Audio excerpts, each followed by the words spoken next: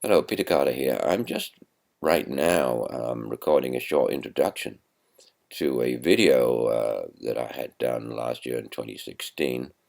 It's an interview format video. And at the end of this video, I had forgotten about this. I put out an appeal to all dangerous climate change deniers, as I call them now, and particularly appeal to the United States. So here we are making this video in 2017 February, and we have an aggressive, dangerous climate change denying United States President, administration, and the dangerous climate change denial Republican Party with a majority in both houses. I have copied that appeal that I had at the end of the video to the beginning of the video. So when you read this introduction to see what this is all about, first of all you'll see this short appeal, and then the video, this extract from the interview, starts in with what for me was a very positive thing, which was the publication of the World Economic Forum 2016 risk report, which put global climate change as the #1 risk. And I would ask you all to do this. Write and appeal to the deniers, the political deniers wherever they are. I think most of them are in the United States, but there are other ones. They're in England now, I know. They're certainly in Australia, okay? Write to them and ask them, for God's sake, stop killing our future.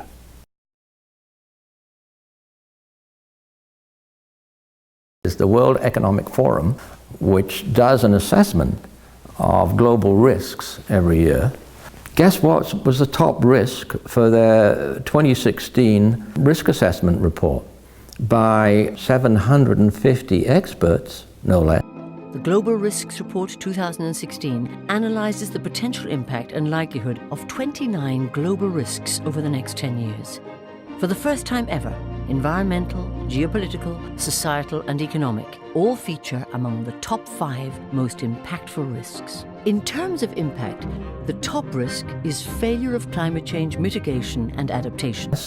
They assessed all the risks to business, economy, as a priority. It's an economic forum, okay, but also to security, etc.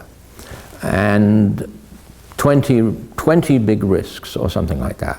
#1 was climate change. I want to be very precise on this because their risk assessment was the best that's ever been done with respect to atmospheric greenhouse gas pollution. We've certainly got to have a bigger and better one yet.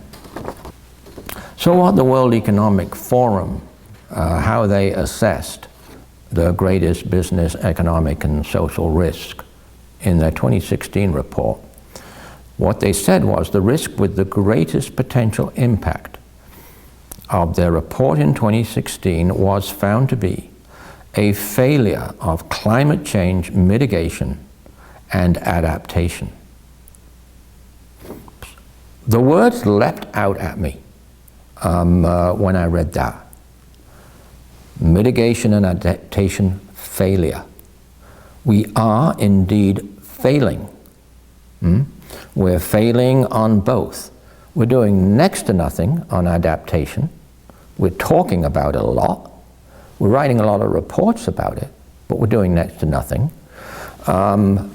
because those most climate change vulnerable regions have to have, and it is their right, their human right, but also their right under the Climate Convention to have funds and technologies and expertise to be transferred to them, made available to them so they can adapt, but failure of mitigation.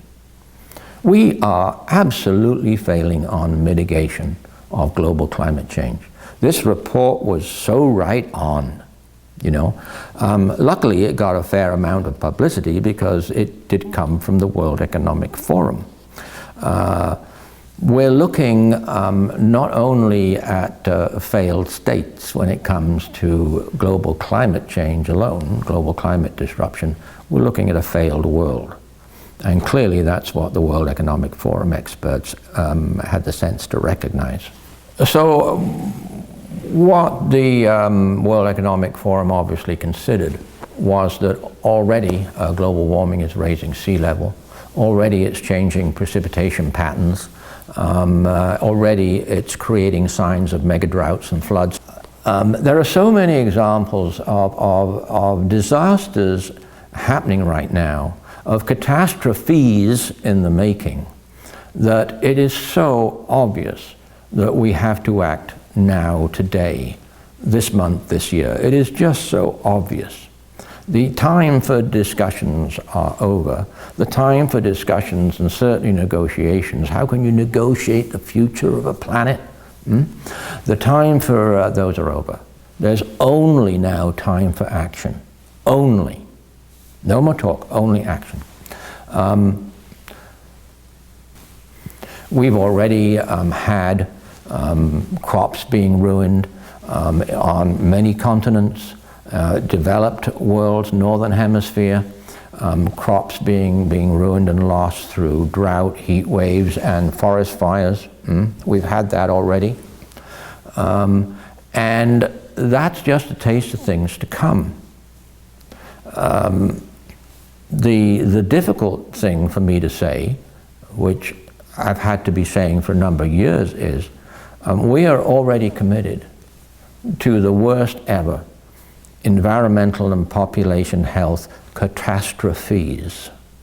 We can't avoid those now. There's going to be a bleak future for a time. What we're fighting for now is our fight to survival so we can get through that. And in getting through it, we can make the conversions of fossil fuel energy and all these industrialized processes that depend largely on fossil fuel energy, of course. We can make the conversions, and then we can recover. And then the planet can recover, and the oceans can recover. And then we can realize our human destiny of this great age of unlimited, everlasting energy.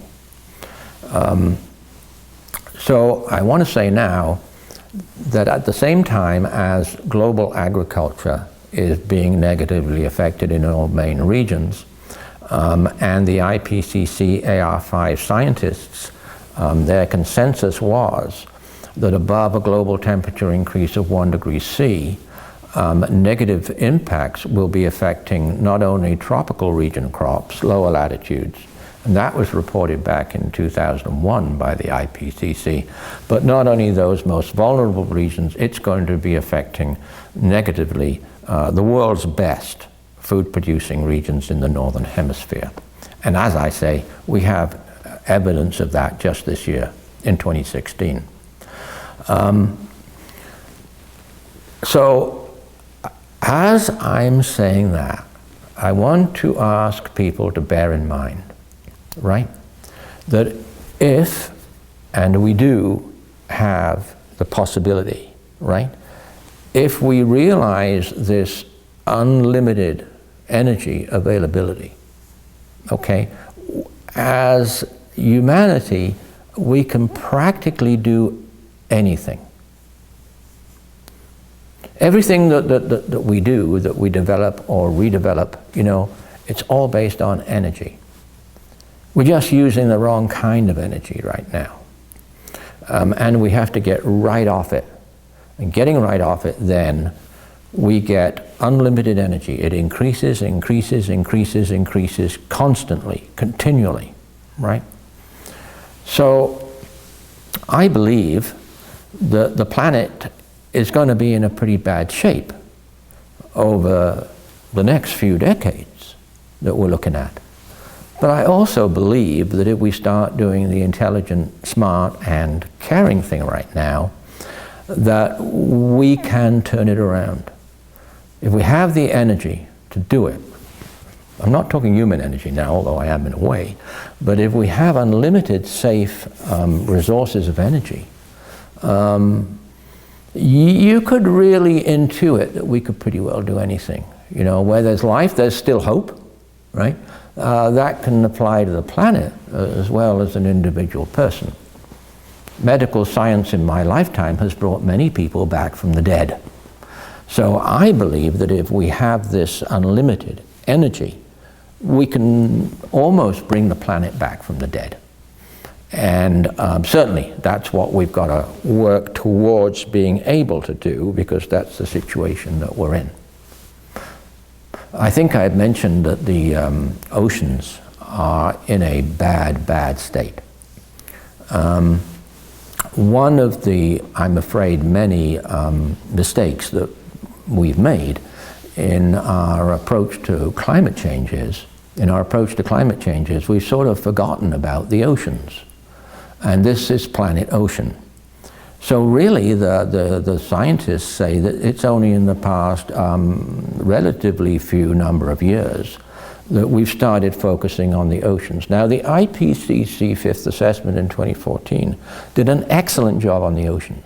It's very alarming what they say. What they say we can't avoid happening now.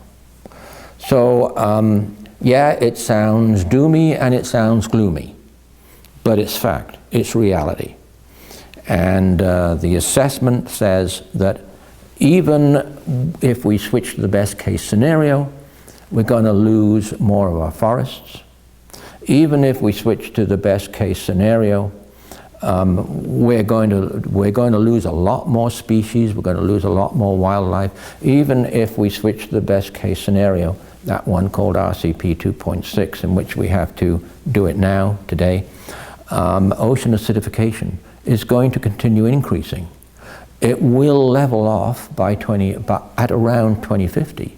But even on the best case scenario, we have committed ourselves to these things. The future is already condemned by our negligence, our lack of caring to these awful changes to the land and the oceans.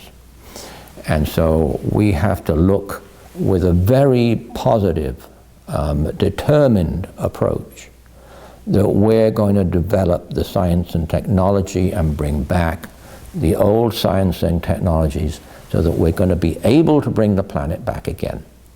And then we're going to see a clear way to have this great global, this great golden age for the future, like forever, basically.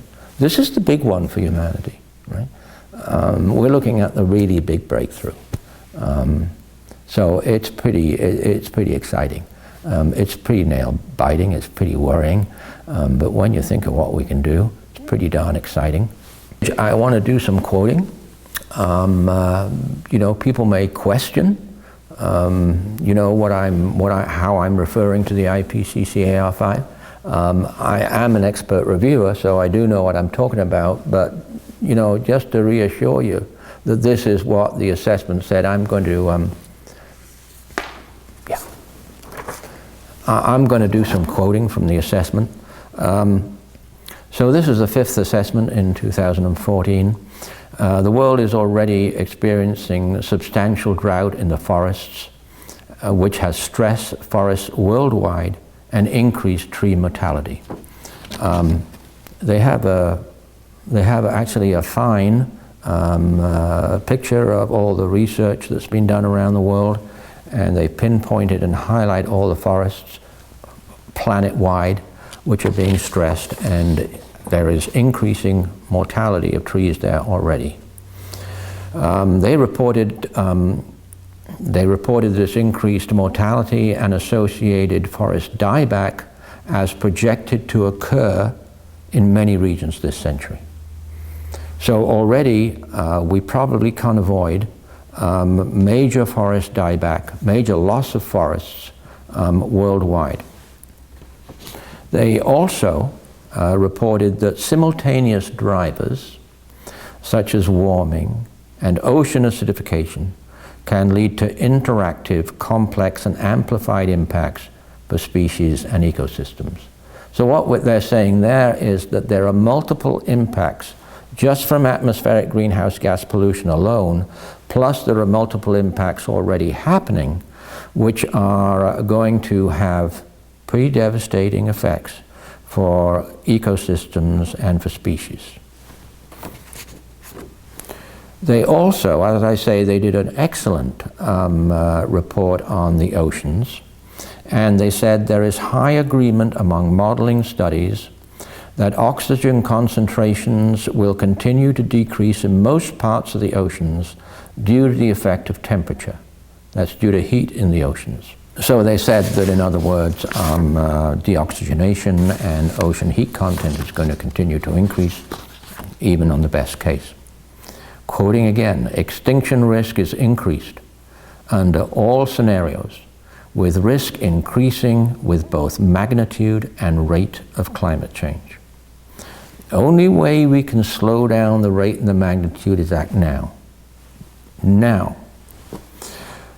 Quote, a large fraction of both terrestrial and freshwater species faces increased extinction risk under projected climate change during and beyond the 21st century, especially as climate change interacts with other stresses.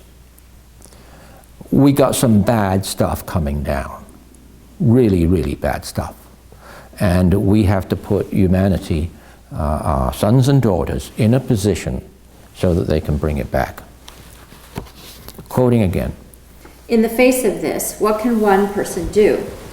People need a sense of a positive future in order to go on, and the sense that an alternative future is possible. One person, you ask about one person makes a world movement. One person at a time, everywhere. It's me, it's you, it's him, it's her.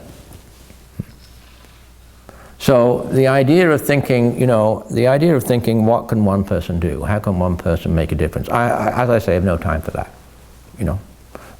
It's always one person. And by the way, it's always now. Back in 2007, action on climate change, the top world experts said is now, right? Today, as I'm making this video in 2016, it's now. If we don't do anything in another year, it's still now. If we drag it out for 2 or 3 years, God forbid, it's still now. From now on, action worldwide, everybody, every single person is now.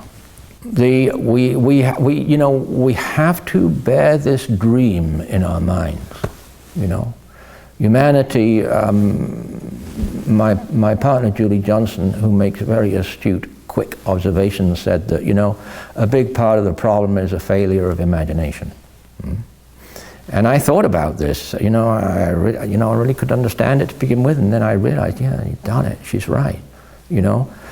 Human beings operate by having a picture in their minds of where they're going to go. And that's why we've been really so successful. So we have to keep in mind what we can achieve, uniting.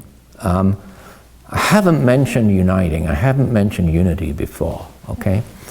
What human beings do when they're faced with a big threat is they unite, okay? You've seen all the movies, Julie and I saw a movie recently about 33 miners entombed in a mine in Chile, and they were doomed, they were going to die, okay? But they got together and stayed alive, and the people on the surface got together, and my God, they got them out, So when we are threatened, or when our brothers and sisters are threatened, a big thing that we do is we unite. There's never been a bigger threat for all peoples, all world to unite under. Because this is the only way we're going to beat this thing. So unity is really, really important. It's always important, but this is really key. We have to bear in mind that the golden age will be greater than our best and wildest dreams, and that the golden age is the only way, and as Julie suggested, to imagine the golden way is the only way to overcome the nightmare.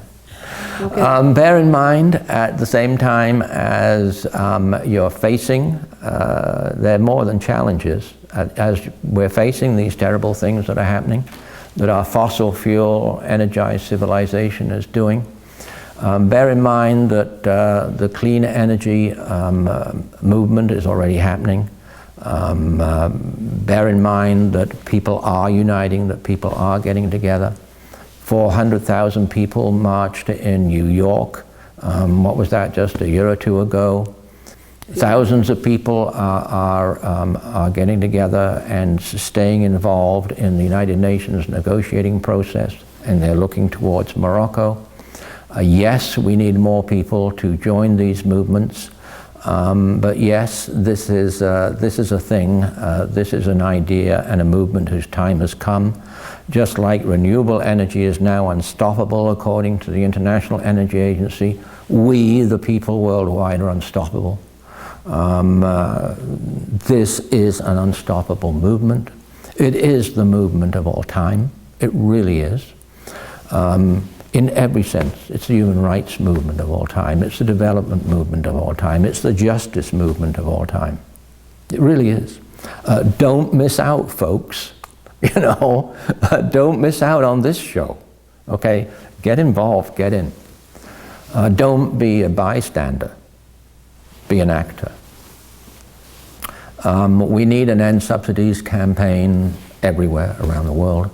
There are many organizations to join and support at the same time as you're doing your individual thing. Doing your individual thing, using your democracy is indispensable. So there's 350.org, which is well known, and there's others which I've mentioned, Oil Change International, the Post-Carbon Institute. At the same time, you know, the big environmental movements with the big money and the big influence, they should be speaking out a lot louder for climate change. In my view, for many years, they should have been pretty well devoting everything, pretty well devoting almost all their resources, if certainly not the majority, to global climate change. Because if we don't beat global climate change, if we don't beat atmospheric greenhouse gas pollution, we don't have anything. There won't be anything left to save. There won't be anything left to protect. There won't be anything left to conserve. There won't be anything left to watch. You know, there won't be any more nature left to walk in. So I do think that the big influential organizations should be a lot louder and aggressive on global climate change. Oh, and by the way, to heck, you know, with putting their charitable status at risk, you know. Don't worry about your charitable status, please. The planet's at risk. The entire future is at risk. I have to also say that even the science organizations have to do a whole lot more than they are doing. The reason for this is that the World Authority on Climate, which is the IPCC, the Intergovernmental Panel on Climate Change, does not make any recommendations. It's a huge flaw in this special body which was put together in 1990 or thereabouts. That's a big flaw. No recommendations come out of it. That's a decision that was made. Who is the voice of science then that does make recommendations to governments? Who are the science organizations who are actually mandated to make formal recommendations to governments for science issues of public importance? It's the national academies and the royal societies. That's who. I was absolutely shocked when I looked over what the National Academy and Royal Society's position was for the Paris conference to find they didn't have one. I've been following the National Academy reports, of course, over many years, particularly the American academies. The National Science Foundation in America, under the National Academy there, has done great work.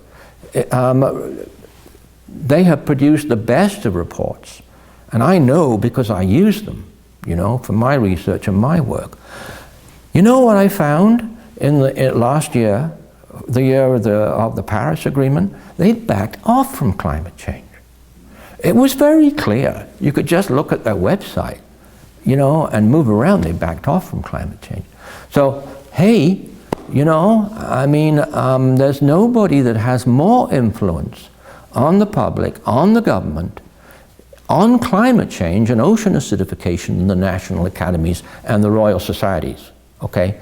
Please, people, experts, get out there again, get involved, and please make recommendations. They did this for the Copenhagen Agreement. I think it was the G8 Science Academies made a common statement on what governments needed to do. It was a list of recommendations. Well, things are so much worse today in 2016. We need these recommendations from the science organizations so badly. I can't put it any stronger than that. No doubt there are a lot of ways each of us could be getting more involved, and in many ways it's exciting. This is the race, not just to protect society and the planet, but to build a far more promising, people-centered future. In this conversation, you've given us a very strong overview of the huge promise and excitement of a clean energy future, the ugliness of our current situation, and the huge possibility for real change should the world mobilize. To wrap up our conversation then, we are each alive at this particular moment in time, and each of us has an opportunity here to get involved in shaping our world for the better. What would be your main ask to viewers watching this video on how they can use this information to do just that, building towards a golden age future? Well, thank you for having the opportunity to make some public asks on video. So, yeah, obviously, share this video. Use the video and other videos to start conversations about atmospheric greenhouse gas pollution. Do it in all your communities. Use all your community organizations to do this, to get involved in the conversation. Next ask is so simple. Use your democracy. Our fathers and grandfathers and our grandmothers, etc., have made huge sacrifices, so that we have a democracy. We're critical of it, quite rightly, pretty well wherever we live, but the thing is we have it, and so we have to use it. That means write, fax, phone, email, all your political parties, all your leaders, and keep doing it. Do not let your leaders off the hook for the planet, for climate disruption and ocean disruption. Demand of them what the science demands. Tell them what the science says. Tell them what they have to do. They have to institute and support, confirm the under 1.5 degrees C policy. Paris was kept 1.5 C in, but it said something like, we will continue to pursue an under 1.5 C. No, we got to do it. It's got to be 1.5 C.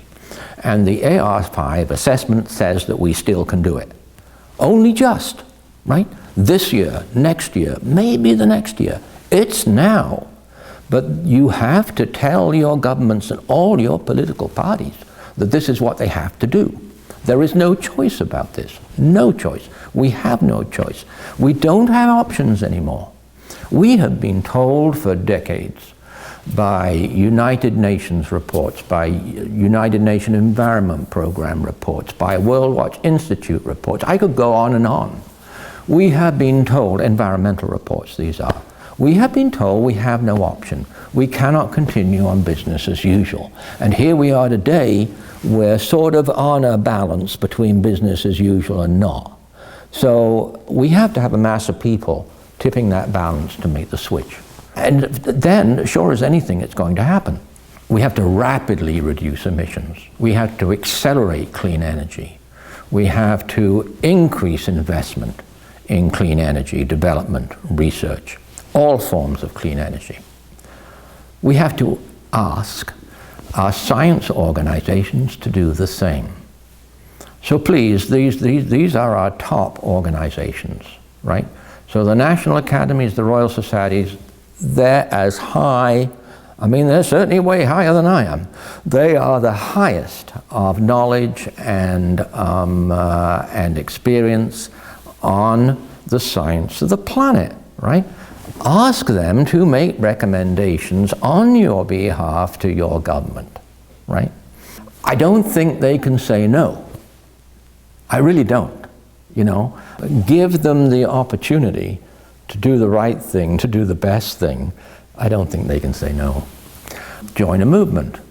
Join a movement for radical, rapid, revolutionary change. Oh, don't be put off by those words. Rapid is the only way for us to go. Radical I use in the true sense of the word. We've got to get down to the basics of this thing, okay? That's what radical means. And certainly we have to be revolutionary. Greenpeace has been saying for decades and writing reports called the clean energy revolution. But it has to be more than that. We have to convert all those productions of goods and all those services that today are greenhouse gas polluting services, and we have to convert them to clean, non-polluting goods, productions, and services. And we have known for many, many, many years that we can do that. So join the movement. The movement is unstoppable. If you don't get on the bandwagon now, you're going to miss out. Join it. Appeal. Here's my last thing. Here's my last ask. And I would ask you all to do this. Write and appeal to the deniers. The political deniers, wherever they are. I think most of them are in the United States, but there are other ones. They're in England now, I know. They're certainly in Australia, okay? Write to them and ask them, for God's sake, read the IPCC AR5 that you have signed off on. Please, for God's sake, read it and stop killing our future. You know, think about your sons and your daughters. Stop saying these things, right? Stop pushing these policies. Do what you're supposed to do, which is to act for the best interests and protections of your citizens. History will be very hard on you if you don't. Your name will be worse than mud, okay? You have to do this. So write to them, write to the deniers. I would ask for the United States, for those political deniers, which are still so powerful in the worst kind of way. I would ask them to take the example of their best people. You know, take the example of Franklin Roosevelt, for instance. Franklin Roosevelt's scheme, his idea, his goal, which he made a lot of progress towards, was to make a great world by making America a great leader. America, please go back to this. Please go back to this, all right? This is your recent history, okay? America is great by being a great leader for a great world. Appeal. Here's my last thing. Here's my last